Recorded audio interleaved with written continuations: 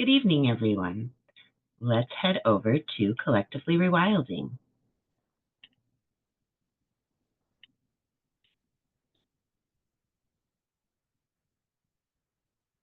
All right. Here we are. Oops, not quite what I was trying to click there. I hope you all have had an excellent last few days and enjoyed your Easter or your holiday weekend. We were busy over here for sure. One of the things that we did, mostly that Jay did, is to fix an area right up on our front porch where you can't really see it great here, but there's a gutter that drains right onto the foundation of the house. It's kind of an awkward gutter. We're not exactly sure how we want to correct the problem either yet, but we are going to get it corrected. And part of that was filling in this huge hole that was right here. It dipped down probably 8 or 9 inches maybe at the lowest point. And I think that that contributed to the sprinklers having a break in the line. Luckily, it was the exposed line right here in its way. It was too exposed. That's why it probably broke, even though it was drained out. And so we brought this dirt up and created a platform for the cover to rest on so that it's actually fully covered. And hopefully that will keep it from having the same issue next winter. Also, it'll just start protecting the foundation again. Once we get that gutter extended, which is the next step, then we won't see this damage from the badly designed gutter area here, right? All right. So continuing in the backyard, we just moved more dirt. We did this on the Sunday here. The day before, we worked primarily on the berm that we're building along the north wall and continued to build a rock pile.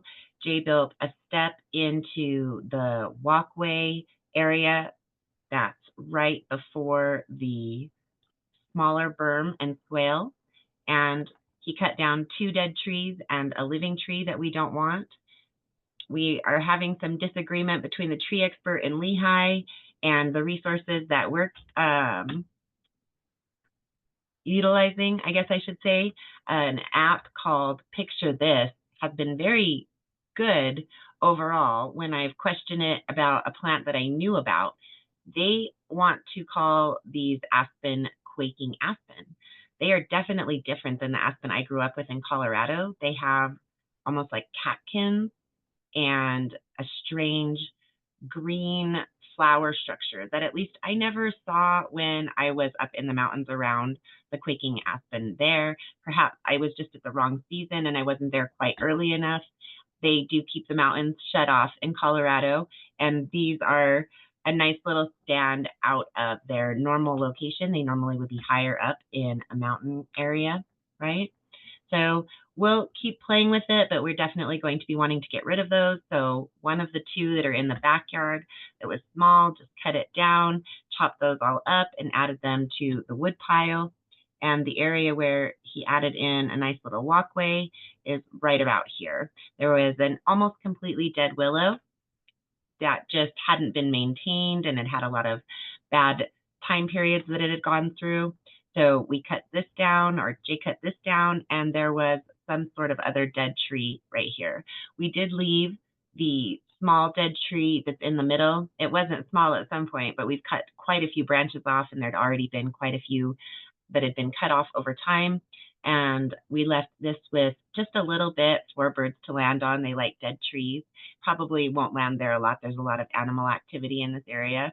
The strays are staying out of the backyard for the most part. I think that closing up their home where they were living underneath the garage or the little shed over here really has dissuaded them from being in the backyard. We don't see them out here almost at all. So that's a huge relief knowing that they're not going to be in the back doing their business and creating dangerous conditions in the soil. So all of that was taken care of. The berm over on this side where we won't put one behind the shed. We don't want to retain extra moisture behind the shed where the foundation for the shed is. We just want that to be cleaned. We had a lot of trash that had to be taken out of it, and the winds around here just blow the trash really bad. So you really have to stay on top of it, or trash starts getting in with the leaves and all of that. I spent months cleaning up the trash in the backyard, and we definitely don't want to see that again. So we're really staying on top of it and keeping the trash from the winds that are continuously blowing it into the property. So this entire berm over here has been completed. It does need to get dug out just a little bit more right around this area. It's really awkward to get into, and I'm not exactly sure how we're going to carve out the little bit of extra soil remaining here. It may end up just staying. I don't really want it to. We'll just have to see. It's a little bit difficult to maneuver without damaging the soil structures that we do want to remain. And so we'll play with that as it goes, but that one is pretty well completed. These little boxwoods weren't doing very well. They had been neglected for years, and I think that the work that we've done on them since we started last fall, I cleaned them up as well as I could, and we waited until the spring to cut back the dead pieces on especially the more westerly bush. So I do think it'll recover. This is the one I'm more worried about. The more easterly bush has been in better health the whole time. So hopefully they'll both make it. They are both decent bushes and would be useful in a variety of different ways. I really like plants that have, an edible quality or an herbal quality, medicinal quality, even a decorative quality to a point. I definitely prefer things that are more in the edible and useful range, right? One of the exceptions are things that are good for pollinators. Maybe it doesn't have any kind of human use, however, it's pretty and it's good for pollinators. That's something that might get thrown in here or there within what we do here in the Collectively Rewilding Garden. So that was all a lot of fun in its way. Seeing the holes continuing on for the different mounds of dirt is satisfying in its way and also very daunting, right? So I have several days worth of work that I haven't been able to do anything with, but this is our most recent day, and you can see that by the end of the day, we had added quite significantly to the rock pile here. It got minimized down. Another thing that we worked on this weekend was to put a rock walkway, not exactly a walkway. Once we're done with it, you should be able to walk on it. It's more for keeping any kind of flames from the fire pit out into the wood chips. And so we've started filling it in with dirt, and then it'll get pressure washed, filled back in with dirt, maybe 2 times more. We'll see, maybe only 1 more time to make it more stable and sturdy, mostly just to keep those wood chips from getting any stray embers blowing onto them, right? It's going to work really well to do that. So really happy with that. Here is one of the holes that we ended with, and there's another on the opposite side. So, I mean, there are a good amount of dirt when we're moving it, and we probably put 4 different holes throughout the whole dirt pile that are about this large. So you're talking, at least as much as probably 50 to 100 pounds of soil for each of these little holes that we've carved out over 2 days. It's going to take a lot of work. Probably by the time we are getting ready to actually move further forward, we're going to be looking at purchasing a very small little mini excavator, something along a riding lawnmower kind of a size, something that's very small but can maneuver a lot better than that big piece that dug all of these holes initially. But we want to keep moving forward with it, even though we are probably going to need to invest in equipment in order to really complete this project. We don't want to be doing this for 10 years. We'll see. We'll see how the summer goes, And if we're still pretty well covered in dirt by next spring, that's probably when we'll be looking to purchase a piece of equipment to get it all done so that we can start working on the ground cover to get everything solidified as a soil. And the soil itself has to restructure after all of this damage to create these structures that will retain water and increase the amount of arable land here that we have to grow on, as well as the walipini to increase our season, get our seedlings started really nicely, have literally growing food all year round. All of that damage to the soil will need to be rectified. And part of that we can help with by mulching it and putting in our compost, and we'll create that water retention, which will increase the health of the soil by adding in this Hugel Culture. We did share a video about some of the drawbacks of what this gentleman saw as Hugel Culture, where he thought it would be beneficial, where he didn't really see it as being beneficial. And I definitely posted that for you all so that you could see the cons that are Hugel Culture. We've talked about that a little bit, I believe. The nitrogen really gets taken from the soil. When you bury wood, as it decomposes, it takes a lot of the nitrogen from the soil. So you really want to make sure that you add plants that are going to bring that soil back into nitrogen content, right? Into having nitrogen content. Clover being one of the best and easiest ways. It's my particular favorite. So all of these pieces will take time, and as we're going into it more and more, we're definitely realizing that if we want to get the amount of soil from the walipini done in any sort of a reasonable time frame, it's probably going to be needing to invest into a piece of equipment. That's all right though, because if we're able to get a larger property and do this, we already definitely had wanted to invest in a piece of equipment. So it's just getting it a little earlier so that we benefit here with this tremendous amount of soil. It's wonderful soil. We want to get it moved. We want to get it covered, like I said, with that mulch so that it starts creating that soil structure internally. That's the piece that we can do as humans that really helps the soil to create its structure again when you've had damaged soil, whether it's dead soil that's hard and baked or soil like this that's been torn up. Adding that mulch layer is what will really start to begin the process of healing that soil. Excuse me. There are a lot of other things that you can do. You can add powdered fungi, and I never can pronounce the name right, so please don't ask me to, but it starts with an MYCH, I believe, and they talk about it regularly. I've shared articles that talk about it here in Collectively Rewilding, and it's powdered spores from this fungi that plants use to communicate, that helps to keep soil healthy. It helps to build the structure of soil. It does so many different things. And you can put it into water. You break it down so much of the powder to water, and you spread it out over the areas that you're trying to bring that soil structure, that life back into, add health to something, even if it already has structure and life. These are all things that you can do as people, adding that compost, right? And then you have to let nature take its course and take the time that it needs to take those elements and turn it into a more functioning biome again, right?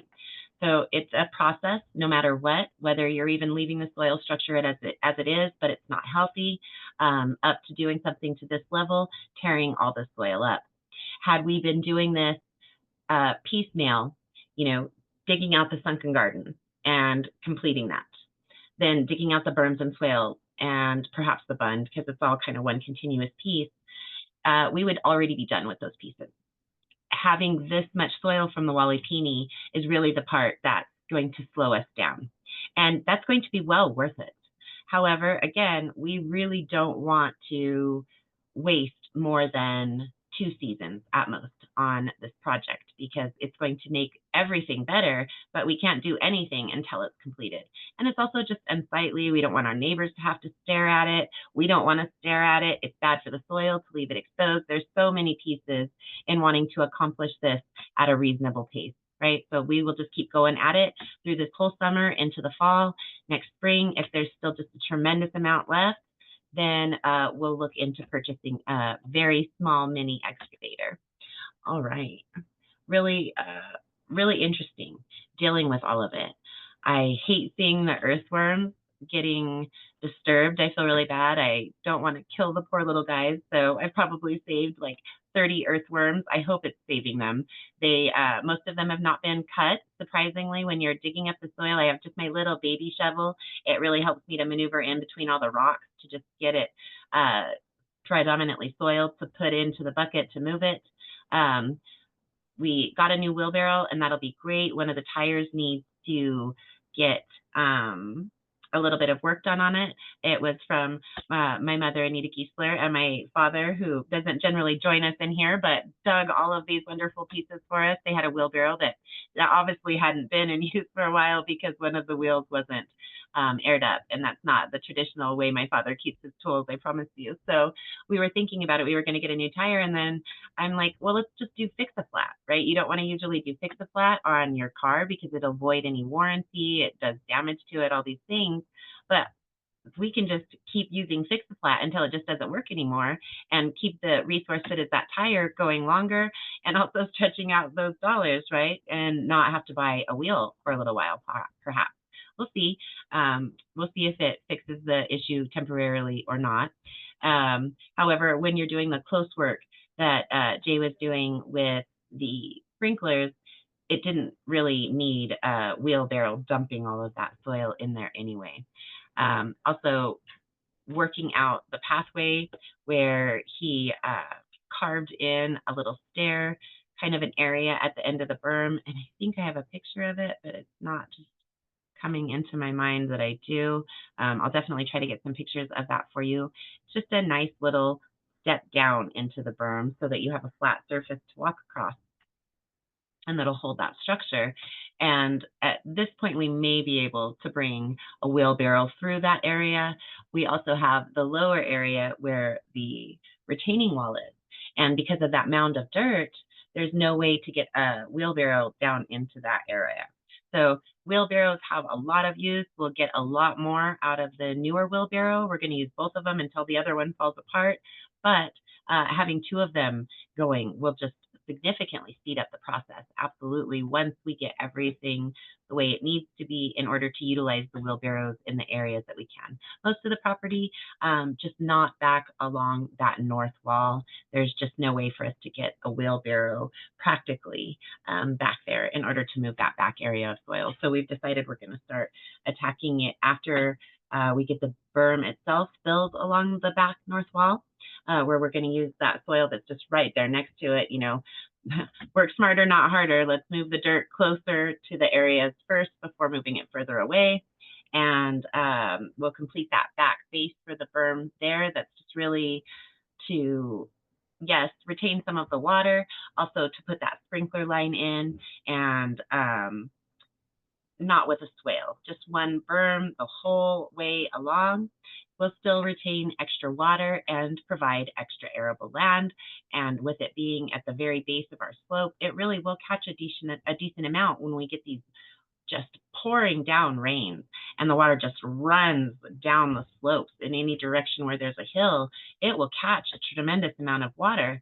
And being at the lower element, there is almost just a hint of what a swale does because of that slope that's there. And that's one of the things that you really want to take into account when you're putting in soil retaining structures, because the slope is what will really bring that water into that structure initially for it to store. So really tons of fun, tons of interesting pieces slowly getting added to and coming into where you can see the visualization of it. And I will get those pictures put into some sort of format so that you guys can see better what it is that we're doing, where we're doing it.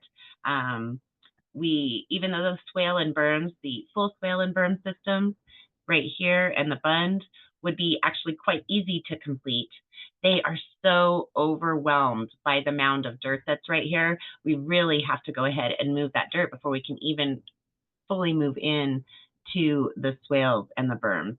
We may go ahead and work on this portion of the swale and get that more completed, something I may do while I'm here by myself, because it's something that I can actually get accomplished just as a single person. So each step that we get completed makes us feel a lot better, looks a lot better, and starts really creating that water retention that we're going for. We are waiting from 2 different sources for chip drops. We need the additional mulch. We pretty well have used up all the mulch from the first chip drop from getchipdrop.com. And we have another order in there, as well as an order in with the tree service that provided the initial wood chip drop, right? So hopefully we'll soon have 2 sources bringing in some wood chips. We definitely need it. We did really well with what wood chips were were brought for us. The first wood chip drop that we received, it just worked out perfectly that the area that we most needed in order to get back and forth to the compost, actually, so that we weren't tracking mud in and out with the winter snows, getting that ground wet that had no real ground cover over it. It was just a sloppy mess. So we were able to keep the majority of the wood chips down that we had spread out, because it was primarily in this area here between the porch and the compost. This is where we needed the wood chips, and that is where the least amount of digging occurred. So that was a real benefit to not having done work twice, right? But now we need to get the sunken garden covered in wood chips because it's completed, except for that one little area there, as well as this whole berm along here. In fact, we've already even created a wood chip pile, or excuse me, wood pile to put the Hugel Kultur element into the berm, because the base of it is all completed. Hopefully we'll be able to clean that one area up, but it is there and ready for the Hugel Kultur material and the sprinkler line. So apparently we're going to put the sprinkler line first. I wasn't really sure how it would best work out.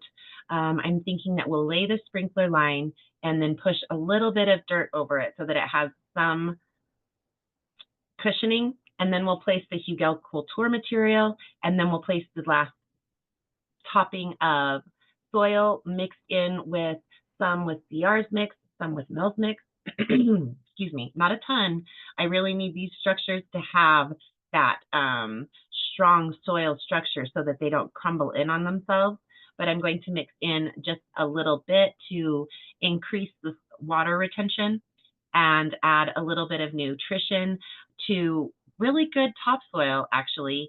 However, the compost that is added in will just increase the overall nutrient content. So it'll still be a really good addition. We'll put in a lot of garden soil with that as well, and then cover that with mulch, and then we'll start looking at ground cover plants when we're able to actually start doing the planting. One of the things that we're taking advantage of right now when we can't do any planting, up in our front side area that runs along this area here, we want to, excuse me just one moment.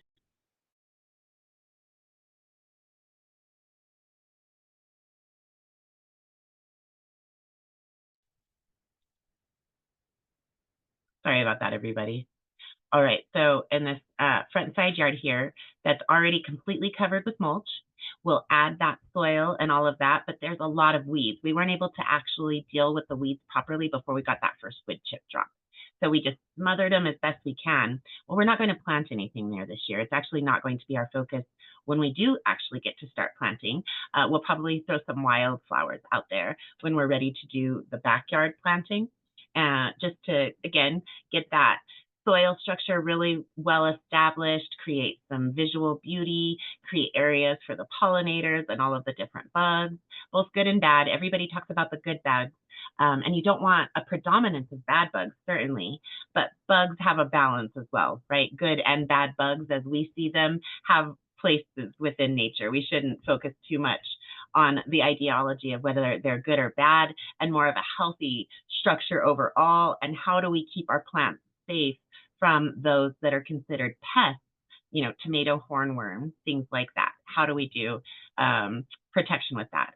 I shared a really neat article for you all recently about how you can utilize different natural methods to keep your plants protected from different pests. And I believe it'll show up right here. No, let's go into see more. I think I featured it for you. Let's see here.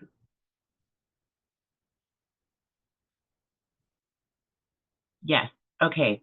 This little video right here, I really recommend taking the time to watch, maybe take some notes or watch several times so that you can implement these different ways of protecting your plants without having to use those nasty chemicals. Really interesting lady that hosts this channel, Gardenary. Isn't that cute?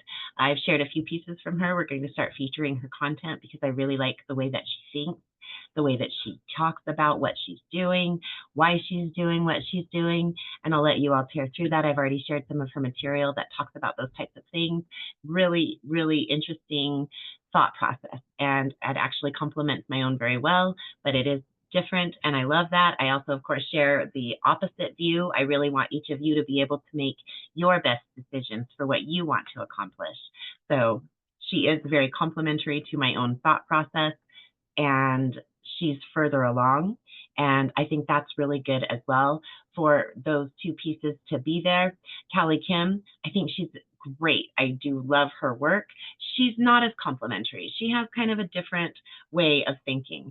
And Mike Gardner, he's wonderful, and I learn a lot from him. His focus, again, is different than my own. So you're definitely getting a very good variety, people that are very different from the collectively rewilding thought processes and how they're going about doing wonderful pieces of their own, as well as one that's complementary but further along from where I am with my garden and its stages. Really a good balance, I think, for you all. And I hope that you enjoy the different content. If there are any pieces that you find out there that you would really like to be featured, please let us know. There's some really great work being done out there, and I really hope to bring some of these content creators in as we go along. I did a lot of work on that as well over this last little bit when we were doing other things. Again, this little AI right here is moving us along so fabulously. This is how we're going to revamp the Collectively Rewilding landing page, and I think it's just going to be so beautiful. I'm really excited, so look for that coming up. If you ever want to just check it out like in an incognito window, you can always check out the landing page if you're already a member, and it's just going to be very engaging, very upbeat, and really cover what it is that we're doing in here. And the next piece that I'll work on will be in bringing more content creators in. It's all just a work in progress, and we're definitely getting somewhere. We had great success already. I'm just in awe myself. It's not really very high as numbers go, but as a beginning channel, we just put out that video about fixing the gutters, and it's already had 1,600 views. I'm so amazed. I feel so blessed that it's already starting to take that traction. Shorts seem to be a really good way to start gaining traction. As you see, we still don't have a tremendous number of followers, but we've gotten a couple. It isn't really where the focus has been. I need to find more time and really focus in on creating the kinds of pieces that will bring other people in. Right now, what we're working on is the overall structure for Collectively Rewilding Garden and our internal processes here as a community. And soon we'll start trying to engage and bring in even more community. Then we'll begin bringing in more content creators. So bear with us. It's all just a work in process. And I really like that. I really hope that people take that piece and learn from that. One of the things that I shared from Gardenary talks about her process and how she made money from her garden without having to sell the produce. Now, as you all know, we want to sell our produce at least $1,000 a year, which is not a tremendous amount as far as selling produce. It's very, very minuscule, just to be eligible for different types of programs, initiatives, funding, interactions with different entities that can study what we're doing here to see how successful it is, to see if they would like to explore it further and to take it to a larger level, right? All of these different things. We do want to sell at least that $1,000 worth of produce. However, I don't want to go to the farmer's market, as she talks about. And that was one of the things that I first considered when I came up with the thought for Collectively Rewilding, because all of my friends and people that I worked with in the advocate and activist world were really looking for something like this. So this was the answer to that. And it started with considering selling things like herbal teas and seedlings, seeds. I don't really like having to deal with taking produce far. I don't like seeing produce get bruised and handled a lot because of being moved, not because somebody's considering buying it, but because it's just transferred from one location to the truck to that location. And then anything that isn't sold has to get transferred back to the truck and then back to the location. That's really hard on produce. And so I'm really thinking about setting up a little table out in the front during the first year of production where we do something called Food is Free. It's a really cute Facebook page, and you can check it out. Food is Free. It's a project, and they do it all over the world. People post about how they share food. Food is free. Here you see Food is Free Tacoma as a specific page. They have an overall page. They literally share things from all over the world where people are sharing food. Food is free. And that's what I'd like to do the first year that we grow here in Collectively Rewilding, is just set a table out on the front with a nice little sign that says Collectively Rewilding, food is free, and then put out the produce that we don't eat as a family and get the neighborhood used to coming by and picking up some wonderful, more unique produce, right? We've talked a little bit about the limited variety that you can have in a grocery store, how you can grow things that don't transport well, just like we were talking about. That has to be considered when you are transporting the produce that you're marketing, right? So the produce that a person can produce on their property, if they don't have to transport it a lot, if they don't have to move it around, if the person that's going to buy it is able to get it really more from that location and take it to their home and utilize it and store it properly, it's going to do much better. And you're going to get foods that have so much more flavor that, of course, being allowed to ripen will increase all of their flavor. The different types, the varieties that have more flavor but don't transport well, all of these different things, knowing the person who is providing this food is something that I want to incorporate into that element. And then the next year, I'd like to have some that's for sale, and anything that's going to go bad in the next day or two that's still usable will still be out there. Food is free. And so I just want to get the neighborhood used to coming by and getting their produce right here on the corner of the kind of little 4-square neighborhood that's here. A lot of people drive by that live up in the further neighborhood, and there's the school right here, so people are walking, they take their dogs down there, they take their quads down there. All of these different folks will see the different produce that we have, and when it's for free, they're really going to come by and check it out. And I think some people will even hesitate to take it, but the more they see it, the more they get used to it. And then as we start offering it for free and also for sale, it'll just bring this whole community together, which is, of course, one of Collectively Rewilding's big goals, both online and physical communities where we are. All of these things we're learning how to go about building together. I've had the experience with gardening, with building communities, and yet once again, I'm starting over. And so I'm bringing you all along with me so that you can see what it's like from the beginning. And we're doing things that are brand new to me and to probably a large number of gardeners and even to agricultural producers.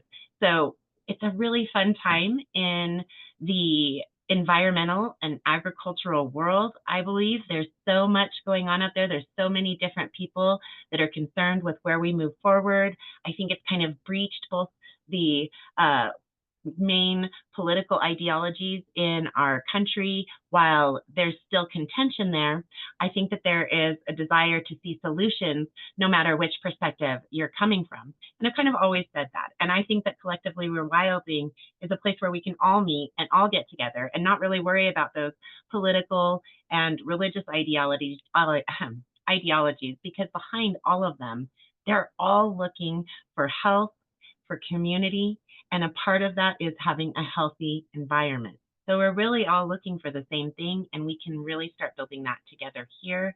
And each of us can find our own niche of how we best see healing this planet that we have done such severe damage to, right? All right, so we're kind of getting towards the end. I have so much more that we can talk about. Oh, I did want to say just at least one more thing. I learned something new about Hugel culture over the last little bit. It was really interesting. It takes it back to the more indigenous or tribal times for the Norwegian and Scandinavian countries where they're on so many hillsides. And as we were talking, the slopes really let that water run. They didn't store a lot of water. It was very hard to garden because of the lack of water where that water would just run through. So they would build these huge mounds of sticks, about as big or even bigger than the wood chip pile that we dealt with. And then they would cover that with soil and sod or some other type of ground cover in many cases. Even just having that stick pile there will start to capture some of the water. And it became this practice that they went through. And that's in the video where the gentleman talks about the cons in his view of Hugel culture, which we shared for you.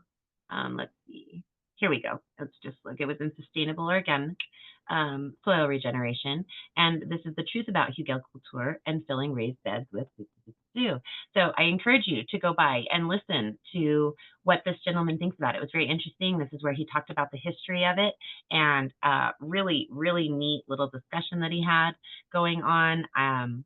Good presentation style. I really liked everything that he had to say. He's not on the western side of the United States, and he talks about the fact that over on this side of the country, Hugel culture does have a lot more value, whereas if there is not this huge need for water storage like what we have over here on the west, maybe Hugel culture isn't necessarily what you want to go with. And he just walks through the pros and cons in his view. Really good video, really interesting perspective, and also a little bit of history thrown in there. So definitely. Let's check and see if we have any questions in the chat. And if any of you have any questions, just go ahead and throw them on out. Let's see. No questions so far. Never worry about being late. We would rather have you here late than not at all. So definitely don't worry about that, guys. We covered a lot of material. There's definitely more if nobody has any questions, but so much exciting opportunities are going on. Oh, one other neat thing that I'm not sure I shared with you all. Let me see if it's in my photos here really quickly. It should be. Really neat little piece that Anita shared with me, actually. As I've mentioned multiple times in the past, there isn't a lot of literature on the actual process of creating a Wally Peony. Here it is. And while this isn't a tremendous amount of material either, it's actually better than what I've generally seen because you see this initial part of the process. It's definitely not the first part of the process. We've shown you what the first part of the process is, just a big hole in the ground, right? But they've framed this in, and this is much like what we'll do here. We're going to start with a little less solid wall structure and see how that works. We'll actually bring it in a little bit from the soil wall itself, and then we're going to backfill that with garden soil mixed with Mel's mix on one side and CR's mix on the other side. And as control on the back panel here, it will just be garden soil. We won't mix anything in with it at all. And then we'll put like 2 of these panels here and then leave a space perhaps, and then 2 of these panels here and leave a space. We're not sure exactly, or we may go with the plywood. I don't think we'll put as many of the diagonal holes, and I'm not going to try to tear back through that magazine. I don't have it separated out like I did before. But the diagonal holes in that composite material that they were doing in a university study, that was built with those holes as a part of the structure, so it didn't affect the overall integrity. The more I think about it, the more I realize I don't want to put quite so many as their example because I'm dealing with plywood that was intended to be a solid piece. And so every hole that will be added to that plywood will affect its overall structural integrity. So I'm still working out exactly what I want to do with that. This is a completely new approach to having a Wally Peony. I've never seen it shown by anyone. I'd love it if somebody's like, hey, I've already done it, because I could definitely listen to what they liked about what they had done, what they didn't like about what they had done, how they went about it, whether it's been successful for them. I would really love to hear it, but I think that we may be the first really going about it in this particular fashion. And so it's still something that I'm really thinking through, working with my husband, talking to other people, wherever there's somebody that has knowledge of the types of materials that we're dealing with, going ahead and picking their brain and seeing what they think. And as we're ready to hopefully put this structure together before the snows come, then we'll have a better formalized plan. We have a really good idea. There's different ways that we can go about doing it. And we really just need to finalize that and then see how it goes as we're putting it together. If we can practice putting some openings in, or if we feel like that really isn't going to be structurally sound enough, and go ahead and complete it as you see here in this picture with a solid wall. And then you see down here, let me move this pole out of the way. I don't know if it blocks what you guys see or not, but just to make sure, they've followed the wooden element of their walipini with cinder blocks. And we certainly don't want to do that. If we were to utilize cinder blocks, I would want to turn at least every third one or something onto its side so that, again, there could be access through the soil. And if we feel like that's a needed element, that would be something that we would consider, right? So lots of different things to consider. Really neat to see at least some of the initial process on someone else's walipini. We don't want to use any kind of plastic. It looks like this might be some sort of plastic material. Perhaps all of it is plexiglass. As a last resort, that's what we would go with. We want to use reclaimed windows, and we also want to come up off of the ground at least 2 to 3 feet in walls surrounding it before we put the roof structure on it. So there definitely will be some differences. We may not carve steps in, although seeing it, how they've done it, is really useful. We may just carve a solid ramp down in.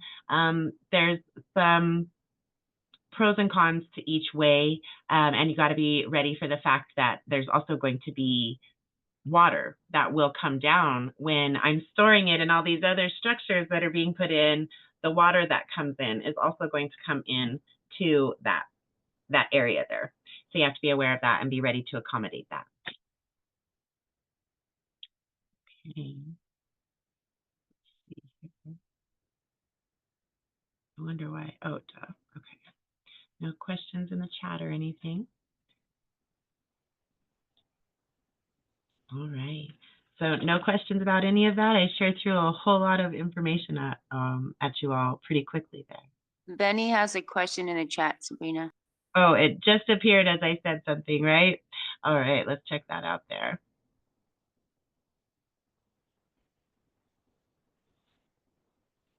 So when you're talking about dealing with I'm guessing that means a slope hill. It all depends on the soil that you're dealing with. It depends on the angle of your hill, if it's really steep, if it's pretty gradual, how high is it? Do you have any kind of generic information about that?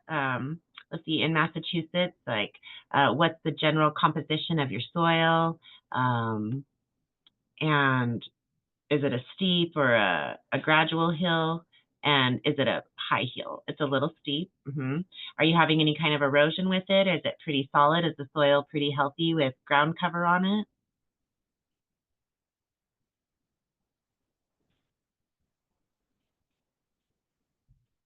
We're just waiting for Benny to reply back in the chat. It seems pretty healthy. So then it depends on what do you want to use it for. Do you want to turn it into a food producing area? Do you want to add to the structural components of it so that you're not dealing with any damage and breakdown where you have mudslides or anything like that? What do you want to do with the majority of your property? Do you want to use it for landscaping and ornamental purposes?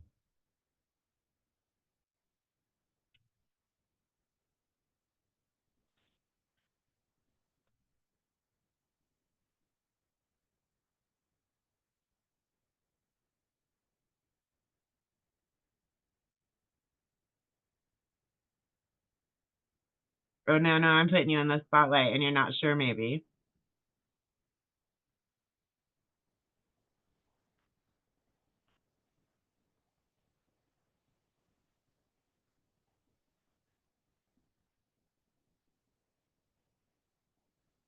Landscaping. Well, to be very, very, to be the most successful, the first step would be to talk to your county extension office so that you can talk to them about plants that are good on, you've got health there. So you don't want to add a lot of weight probably to that. You're not probably looking to add like trees or anything. And if they are trees, it would be hillside style trees that is um, toward the more native trees that grow in your area, perhaps.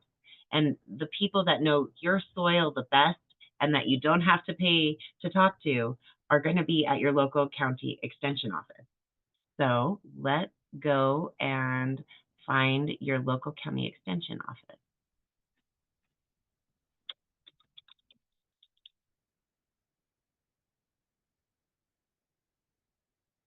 Here we go. And Massachusetts. Okay, there should be more than one. They have one listed here for you to get started.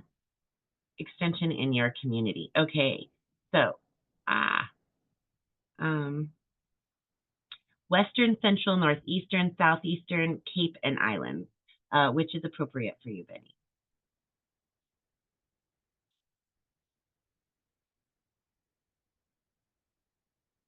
Southeastern. All right, let's click that then.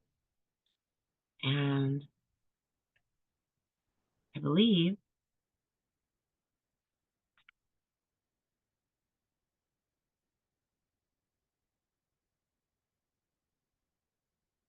let's look and see if we can't find a website for the county extension in southeastern Massachusetts.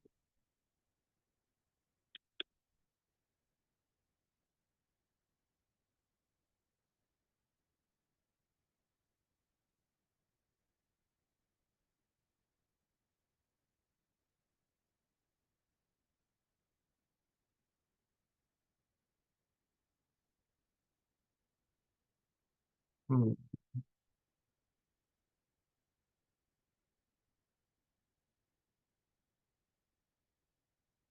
Okay, this is interesting. This is a little different. So we have Auburn, Barnstable, Malden, East Wareham, Hadley, Lawrence, Newton, Plymouth, and Rainham. Which of those sounds better for you? Let's go over it again. I'll go a little slower. Auburn, Barnstable, Malden, East Wareham, Hadley, Lawrence, Newton, Plymouth, or Rainham.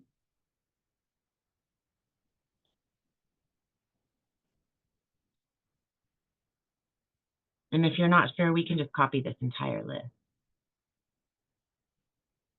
Attleboro. All right, so let's just copy this whole list. How would we research that?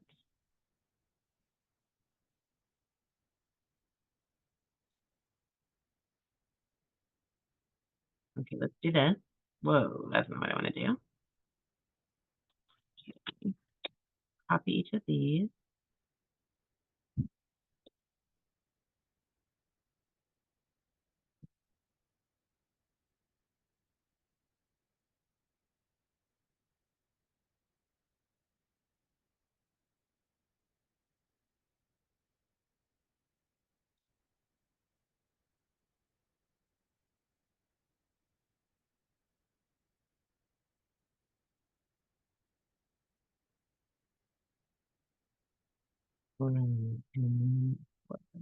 Search.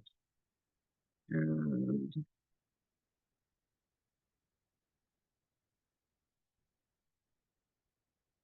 put it over here where we are. Then we will paste all of those. Start from the top since it doesn't matter.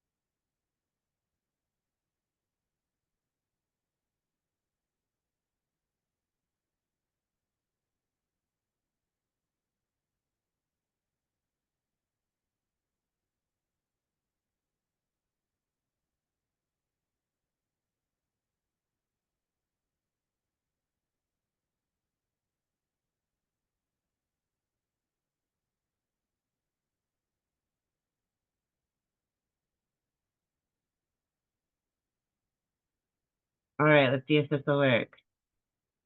Oh, goodness. Okay. What is your county, Benny? Wow. That's a lot of counties. It's a small state. That's wild. Well, I guess Massachusetts is one of the larger states over there, but still.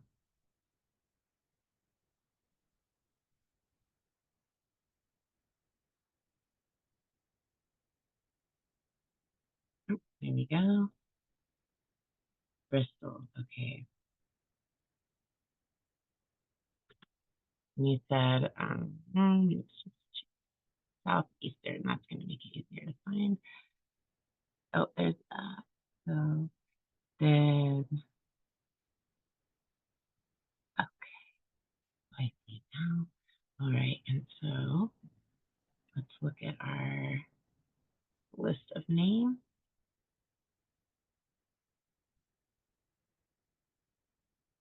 No, no,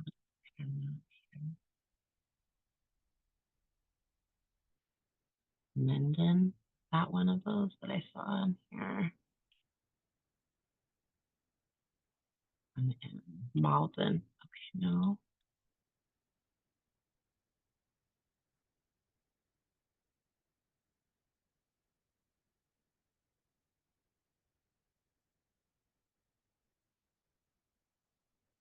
Oh goodness.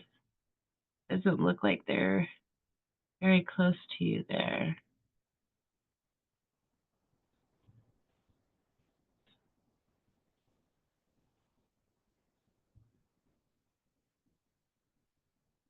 Maybe that's not the name. Maybe it's something else. I mean, I'm not seeing a single one. Amherst wasn't one of them, was it? Auburn.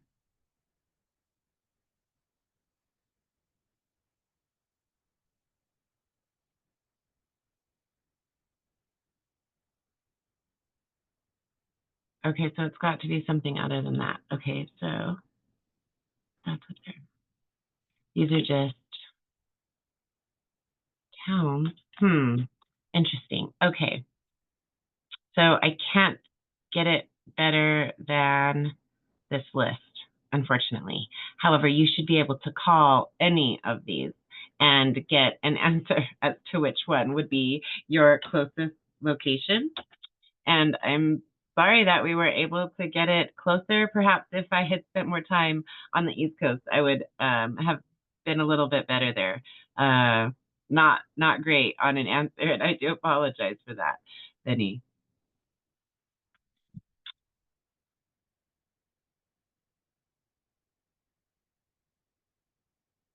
All right. And they don't have the website there or anything.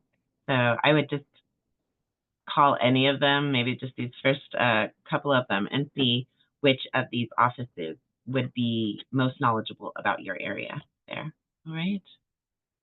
Kind Hey, of fun. Sabrina, how Yes. about like the master gardening program? Maybe that will kind of point them in the right direction a little The bit. county extension office is really where you want to go. That's Yeah. what you really want to go look at, is your county extension office. And then if you're interested in becoming a master gardener or approaching someone like a mentor, that's where you would go towards the master gardening, right? Right. Check that out. Absolutely. I wish I could get a singular answer for you, Benny. But definitely just call one of them, and they should be able to tell you which of those offices will be best for your contacting information. All right. All right, guys. Well, that's the whole class. Any other questions? Vanessa, Tammy, anybody? No, not tonight. All right, everybody. Good. Well, thank you. Oh, we got a couple of other folks in here. It looks like Miss Essel. Wonderful. Hello, everyone. Good to hear from everybody. All right, guys. Well, hope to see you this Thursday, and that will be at 7:30 p.m. Pacific, 8:30 Mountain, 9:30 Central, and 10:30 Eastern for Gardens and More Q&A. And I hope you all have a wonderful week. Please feel free to unmute yourselves and say goodnight, everyone. Everyone. Good night, everybody. Thank you. Thank you all. I hope you enjoy your weekend and get out there in the garden, right? Bye, guys.